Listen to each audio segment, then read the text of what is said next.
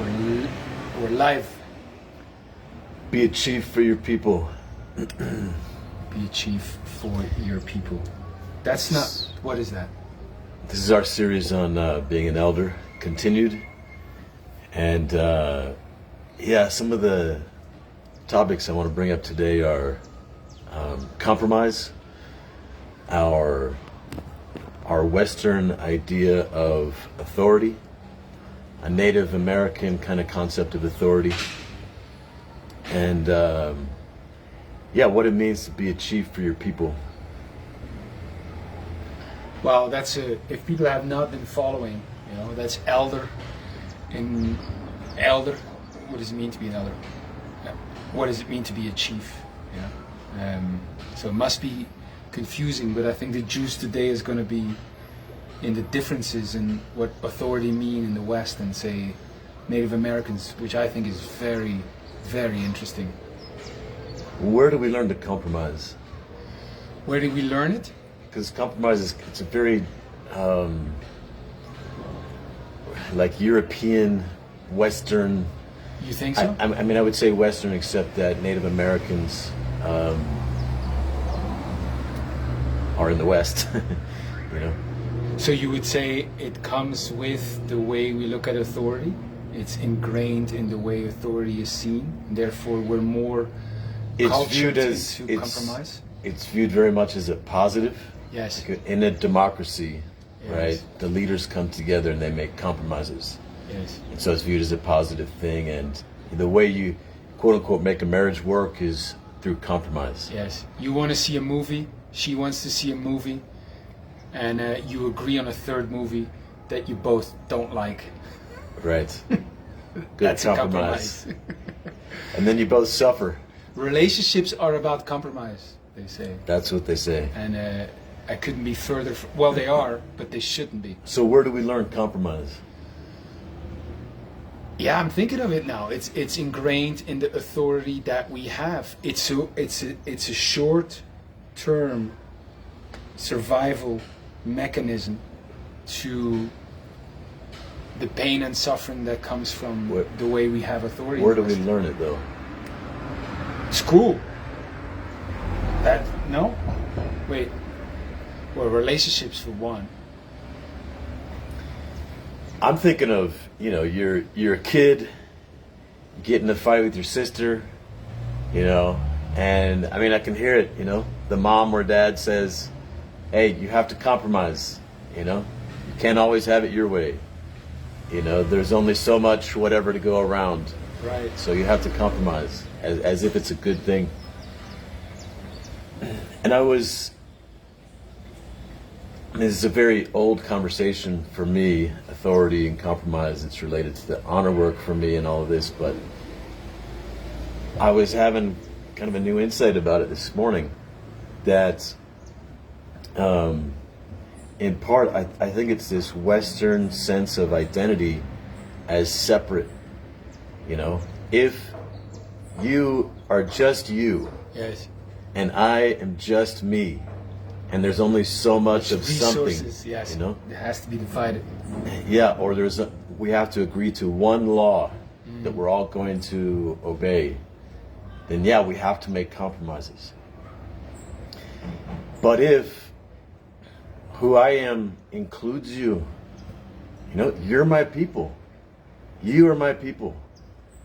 Then if there's only so much of something, if I give you something, I'm richer, It's not like I'm suffering for that. Yes. If I'm connected to you, if we share this identity, which is much more of a Native American sense of self, is I belong to my people. I am someone for my people. And in that sense, this idea of compromise, this Western idea of compromise isn't necessary. I mean, this is an exploration, of course, so excuse me maybe the vagueness, but if we have separateness or a stress on individualism, then it's like, then things become either or. You know, it's either for you or it's either for me.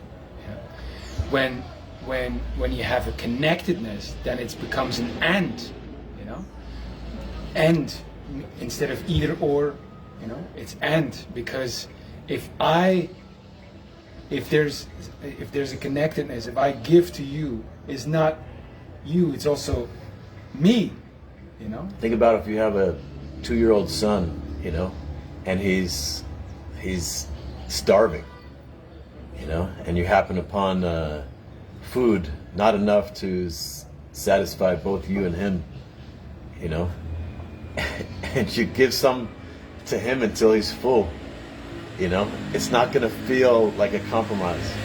It's not going to feel like you're not going to took my food. Right, you're not going to feel suffering Yes. for giving to him. In the work I do, I distinguish between compromise and suffering, and there are other options, you know, when there's a conflict. Compromise and sacrifice.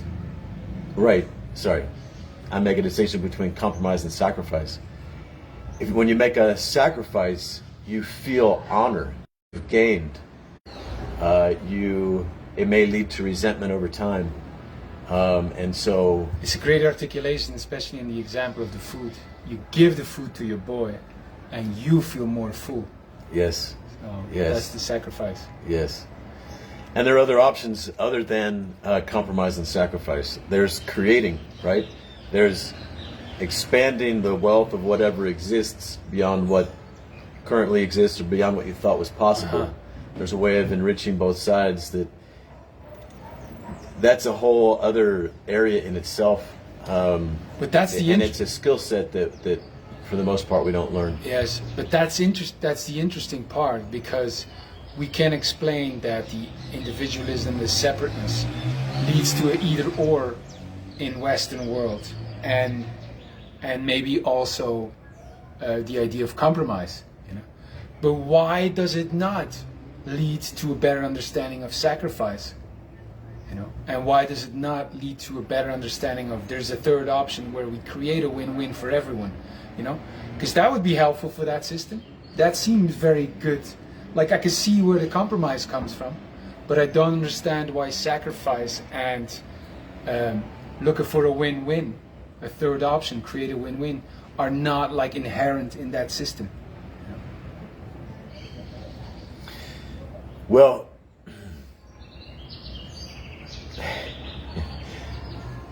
Just answer this in 30 seconds, Michael, okay? yeah, this could sound racist against white people. But there's very much a history of domination, a way of domination in the Western way. Different from how, you know, a Western idea of authority is very different from say a Native American idea of authority, for example. And it's really profound, the distinction. And most of us Westerners are very fucked up when it comes to issues of authority, including self-authority. You know, when it comes to guiding ourself, we have learned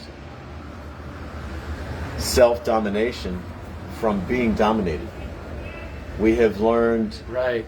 even to make compromises of our own values when it comes to ourself, because we've been trained to compromise by those who were our authorities. It's almost like a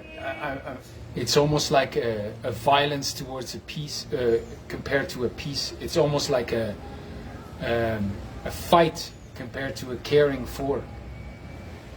You know, like everything is a fight between people, between nations, with your own desires, and have to come in and, you know, instead of like a care for. Okay, Yeah. you know, my body, I need to take care of my body so it understands that we don't need to drink alcohol or whatever, or go to the gym. Well, you can go back to, you know, the Catholic idea of original sin. You're born a sinner. You're born wrong.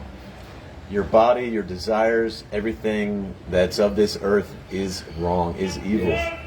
Just right there's the separation and the division. Yes. The war, right? Well, yeah, as if something is wrong and we need to correct it. You are wrong, fundamentally. You know, I mean that you can't go deeper than that. Yes. You know, Just by being born. so. Whereas in a Native American context, although I've spent very little time with Native Americans, what I've learned from people who have spent good time with them, and even if this is all a misunderstanding, another way, let's call it a Native American way of authority is, as chief was explained to me, a chief is one who carries all his people in his heart. A chief is one who weeps for his people. And to be a chief is not to have authority over your people. To be a chief is to be granted the authority to represent your people and speak for your people because they trust you so much. Yes. And they trust you so much because you move with them in your heart. And you so stand for them, and you so are with them and from them that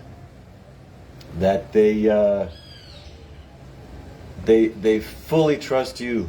Yes. To speak on their behalf, to lead on their behalf, and the moment they no longer feel that way, you're no longer a chief. Yes. So authority in a Native American context, that's something you grant.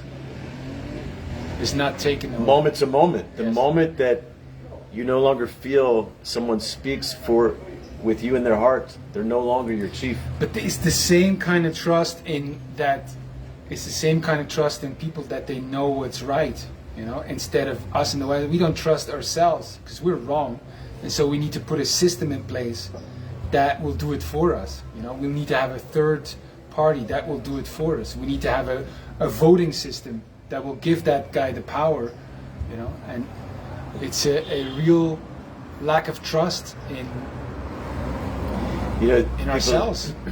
We really elevate democracy as like the best governing system,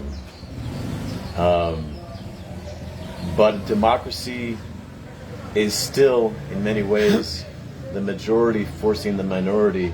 Yes. To do things the majority's way.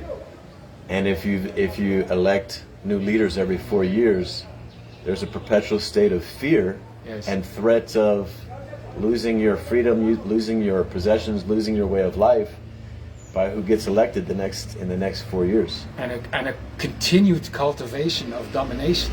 It's in the system. Yes. And it's just assumed. Yes. Like we don't even question it. Yeah. And so it's almost as if, well, to lead is to dominate. So what's the best? Yes. What's the kindest way of leading? Well, the least amount of damage. Yeah. Let's only dominate the less than 50% of the people at any one time. Yes. Right. So, whereas in a Native American tradition, and if you're thinking, well, there's no other way right now, that's exactly the culture that we've been raised in. You know, that we think there is no other way than that. The water we're swimming in.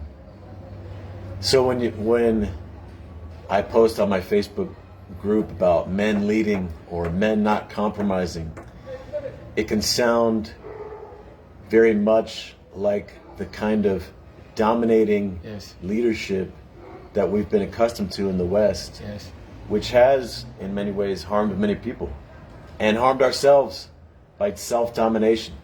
You know, we often try to dominate ourselves, self-discipline, you know, self-motivation, like do it to yourself, do it to the part of yourself that doesn't want to get with the program, you know, this division, self against self. So in a Native American way, it's very different. They have things like the talking stick, for example. Everyone comes together, sits in a circle. It's not everyone sitting facing the leader who's up on a pedestal, you know. Sit in a circle. Each person gets a chance to speak their mind and say their piece. And everyone respects the right of that individual who's not, in their sense, an individual like in the West. He's like one set of eyes of the tribe. He's the voice of He's one heartbeat of this organism that has many heartbeats, ears and eyes. He has his own wisdom, his own genius. He is also your ancestors, born again.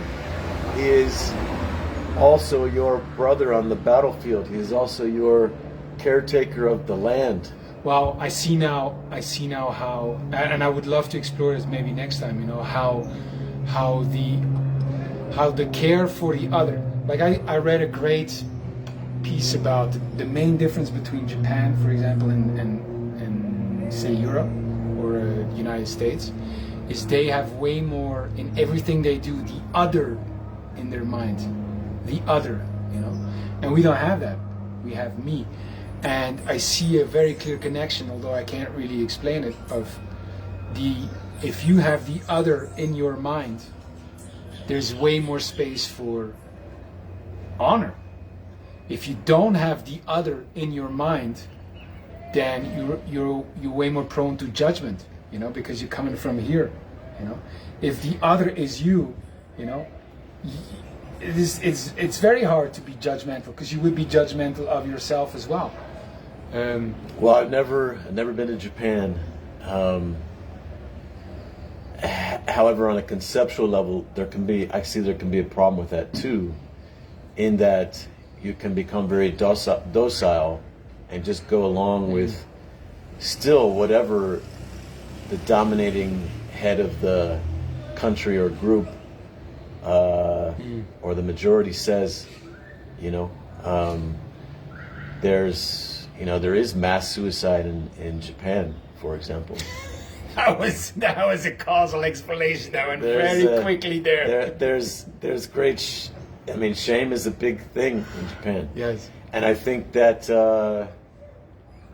So I'm not. I'm certainly not trying to say that I have the answers. However, there are ways of honor. There are ways of culting and coming from an inner wholeness, not an inner dividedness. To the extent that you're divided is to the extent that I would suggest that you don't have honor. Honor is a state and a feeling of wholeness, wholeheartedness. It feels like oneness, and to be divided against yourself and to be divided against your people is a state of suffering. It's a state of separateness, and to be judged by your people is to feel shame. To be judged by a part of yourself is to feel shame. And so the work that we're doing is work of reclaiming your honor, leading from honor, leading from oneness, leading from connectedness to your people. Care for. And not a way of self-dominating, but imagine being a chief for yourself and a chief for your people, meaning you have such trust in yourself, your own leadership, that you just go along with your leadership. Your people have so much of a trust in you that you carry them in your heart that they just flow with you. Or they don't, and you learn. It's such a natural thing. So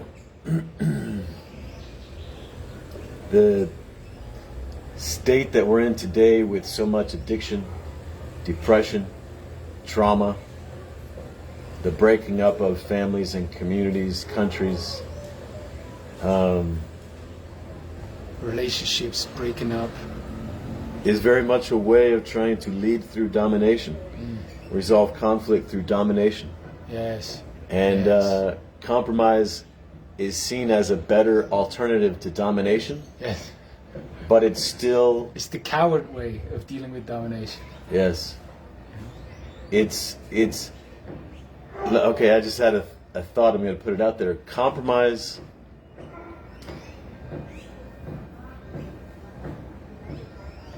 I just lost it, but it's like the compromise is the coward's way of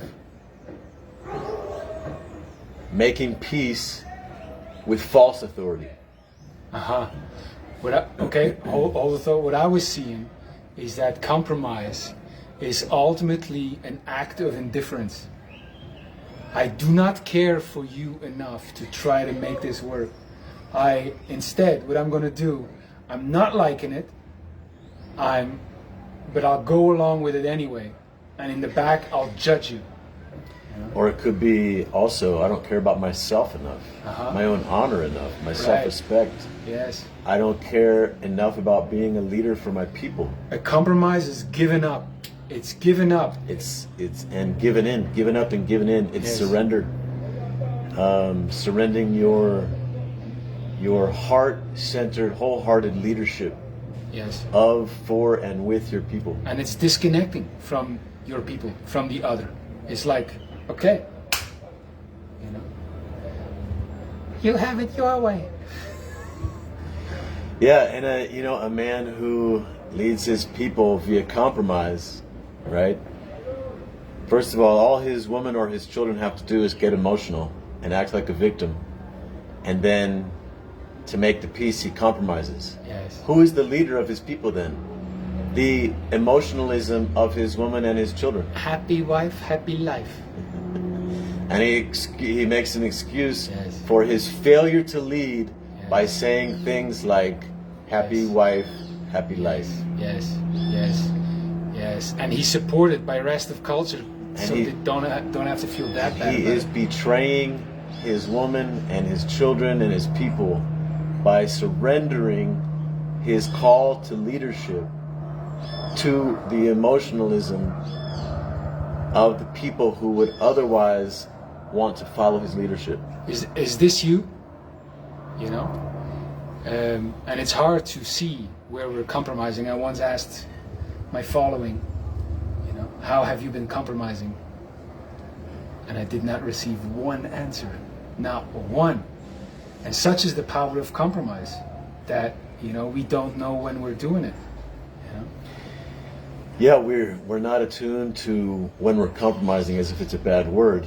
In the first place. Yeah, and we're not attuned to honor for the most part. Yes. As if it's the place to get to. Yes. Compromise as the place to move away from, and honor as the place to get to. And this is what we do inside of our work. Leading self and our people from a place of honor and no compromise. Yes. And this is the work we're gathering to do together with men who are choosing to take on the weight, the load, the responsibility to be trusted leaders of themselves and their people. Yes. Lead from honor and no compromise. And it starts with no compromise. It starts by saying no to the things you've been compromising. Like really face that and start there. Be it your relationships or your work or your lifestyle or the dreams that you've been giving up. To say no more, stop. And then as you go and you reclaim and regain your honor, you also feel a bigger call and bigger power and love to take care of your people. You'll feel a stronger power to do that. Your wings get bigger, and so you could take care of more people. And that's the work we're doing at large, and especially here in Medellín. Yeah, in many ways, men who've been raised by single mothers learn this way of compromise. And, you know, if to the extent that they always want mama's approval and they don't want to hurt mom, you know, they don't leave home and they don't leave her breast, you know. They always need that suckling, that mama approval. And they stay uninitiated into male adulthood, into masculinity. They stay emasculated, and they to the extent that we compromise, we emasculate ourselves. They don't have the freedom, the liberty that comes with being prepared to disappoint your mother. You know, they're so afraid of disappointing your mother, and to become a man is to gain the freedom to be prepared to do that if necessary. And you know, they saw their mother suffer through a lot as a single mother. So it's normal. And they wanted to be the good boy, the Yes. good son. They wanted to comfort the mother when she was upset. They wanted to be her little hero naturally. Yes. You know?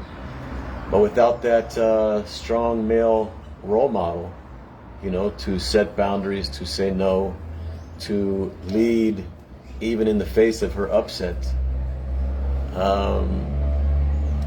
they don't learn to lead. Yes. They learn to still try to be a good enough boy. And we're a bit, and I think it's great as a discussion, a bit all over the place. What would you say right now in this moment? We have 2 ceremonies, live events coming up in Medellín, the end of October. What are they about? Who are they for? so we're leading 2 ceremonies, which are also trainings, in the way of honor and no compromise as leadership of self and your people, for men who wish to be even greater leaders of their people. This is really for men who have already separated from mama. For men who, because not until you do separate and take on self-leadership fully, not being led by moms or your woman's or society's upset, emotionalism, judgment, not until you've taken that, until you've stepped apart and taken on the challenges of that, will you face the call to leadership and the challenges of leadership at the next level. So this is not for the boy who's still living at home. This is not for the male who has left home but is still letting mama lead the way. Yeah, this is not for the man who lives alone, but you still bring your laundry to mama. You know, this is for the man who is making his own way in the world and who wishes to carry an even heavier load. Yes. He realizes that Yes. my people need my leadership at the next level now, and I need my own leadership at the next level now. And he's willing to Yes. face that extra burden of responsibility. Willing to face, by that I mean if you feel that call, that you say, wow, there are some people that I could serve, take care of, but at the same time you feel the weight of that, you know, and the burden that could be, you know. That's exactly what it is. That's exactly who we want there. You know, and if you look around your life and you can see the ways that you've been trained to compromise, and to some extent you're compromising, which is perfectly natural in the Western Yes. world, because we learn domination, self-domination, and we learn compromise. These are the ways that we learn, and there's very detrimental effects Yes. to our own spirit of aliveness and honor, and to our own people suffering Yes. from lack of our powerful male leadership. So this time away with men, with leaders, with men who are standing for being trusted leaders of their people, Yes. this sacred time is worthwhile. Yes, you could say rite of passage, but also just not just rite of passage, but we just need this time every so often. We need it because the burden is so big. We need to know others are carrying as well. To come and gather amongst other men. Yes. To go on an honor quest every so often. To clean up how we've been compromising. To make our stand Yes. again. To make it clean again. To reclaim our power again. Yes. Our heart-based authority. To have our own trust and the trust of our people again. Yes.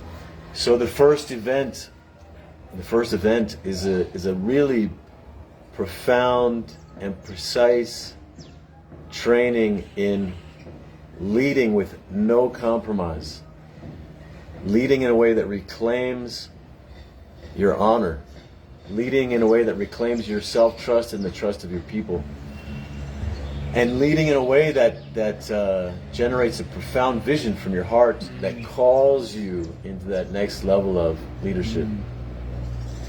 The second, as much as I put words to it, is very much still something that you have to come and experience. You know, it's words will not do it justice. The second event is the second level, really, and you can attend both back to back. There's a few days space in between to integrate, but you could attend one and then the next year or months later attend the second one. And the second event really deals with the conflicts that you encounter amongst your people as you are attempting to lead. The first one is much more about the conflicts in yourself. The second one is much more about the conflicts among your people. So between you and your wife, your business partner, you and your children, you and parents, you and brothers and sisters, You and community leaders. You can look all around to how we very much go to war,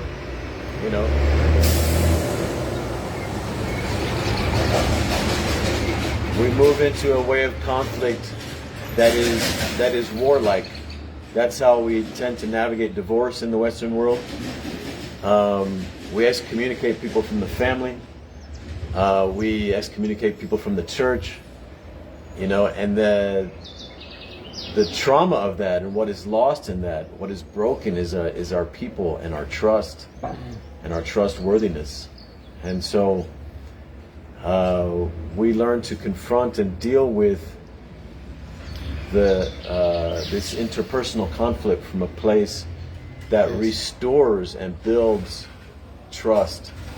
So this is for, I was just looking at the names, this is for a Rob who's leading a community in Bucharest, and wants to take on a bigger load and creating win-win for him, his staff, his clients, maybe taking care of the younger men that come through the doors of his community. This is for a Christopher who's, been very self-absorbed and is seeing the light of taking care of younger men and speak his genius to them. He has incredible experiences to give, So how to do that with honor and power, For a Federico who's been a sexual healer for many years and now feels a strong call to bring his genius to other men, and how to do that.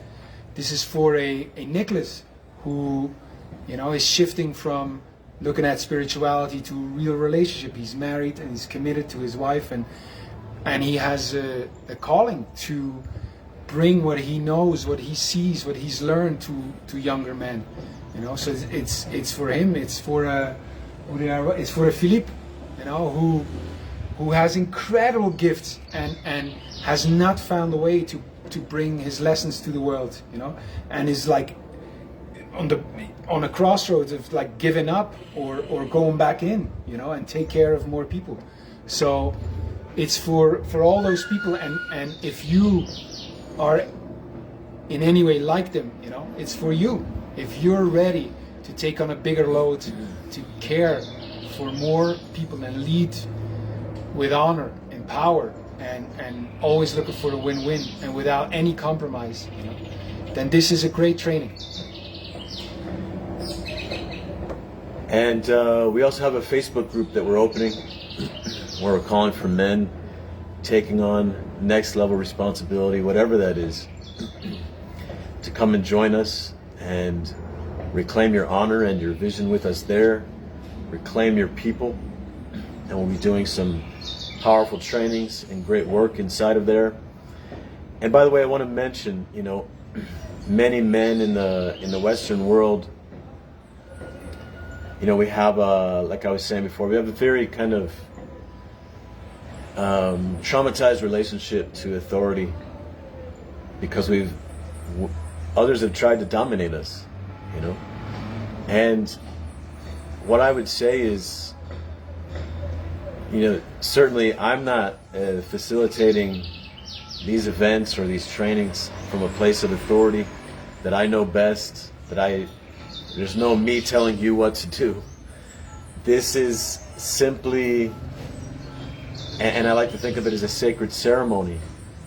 It's you reclaiming the leadership of your own heart, your own full-heartedness, wholeheartedness, carrying all your people in your heart, and from that place, you know what to do.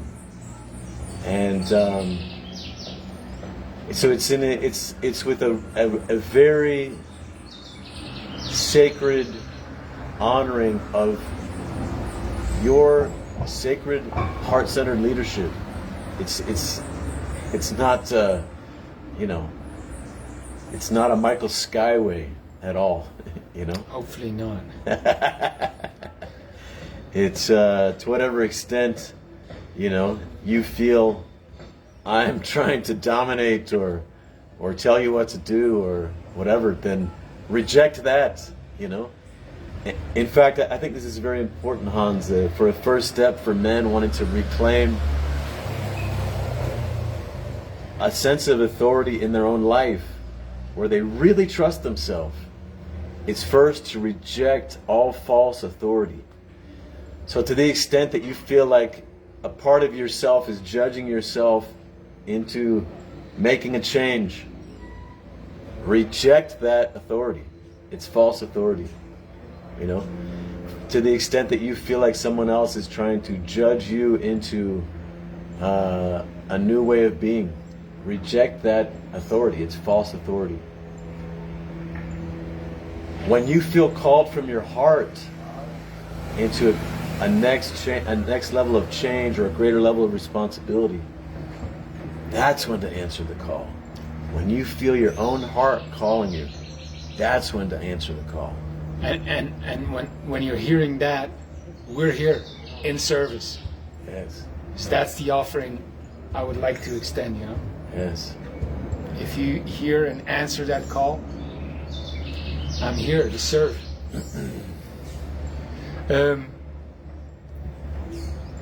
What's the details on Facebook? When is it live and when? Our first training will be next week. We're looking at next Tuesday. So we'll be opening up the Facebook group this weekend. Reach out to us in a message, private message, or post in the comments. But stay tuned for our first training. Yeah, send a message right now if I don't invite anyone, or if you don't see the link, or you want to make sure that you get in. Send a message now. Talking to you, Clint. See you tomorrow.